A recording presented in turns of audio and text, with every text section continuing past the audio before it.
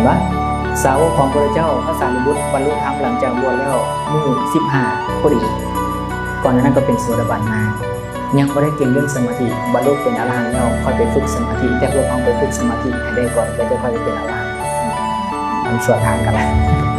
กับตลับปัดกันเห็นไหมฉะนั้นนี่ก็เป็นประมาณ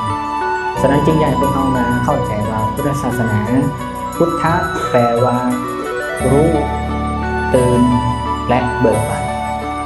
รู้ในที่นี้หมายถึงปัญญา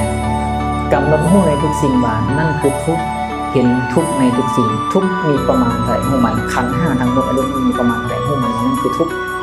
อายันตนะหูมันคือทุกข์เมื่อหูมันคือทุกข์แล้วตื่นหมายถึงสติระลึกได้ว่าสิ่งไหนเป็นทุกข์สิ่งนั้นเป็นอนัตตาบ่แม่นเฮาบ่แม่นของเฮาบ่แม่นตัวตนของเฮาเมื่อในกระดานที่นั่นเห็นสิ่งทั้งปวงเป็นอนัตตาบ่มีอย่างเป็นทานทุกข์เป็นยังคงเป็นทุกข์และทุกข์เป็นยังคงทุกข์เป็นนี้ต่อไปทานจะมีอิสระทานจะเป็นสุขทานจะเบิกบานเพราะบริทุกข์นำทุกข์ดังนี้เป็นต้นนั่นคือคำว่าพุทธะหรือพุทโธฉะนั้นพ่อแม่ครูบาอาจารย์เพิ่นสอนให้เฮากำหนดพุทโธทุกลมหายใจเพิ่นสอน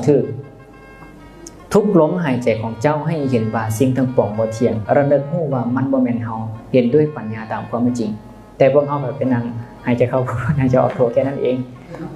เพิ่นบอกให้ไประลึกพุทโธทุกลมหายใจพุทก็คือรู้ตื่นและเบิกบานไปตามเห็นอย่างนี้อย่างต่อเนื่องก็จะภาวนาสำเร็จเป็นไปเพื่อมรรคผลนิพพานได้ก็อนุโมทนาเนาะ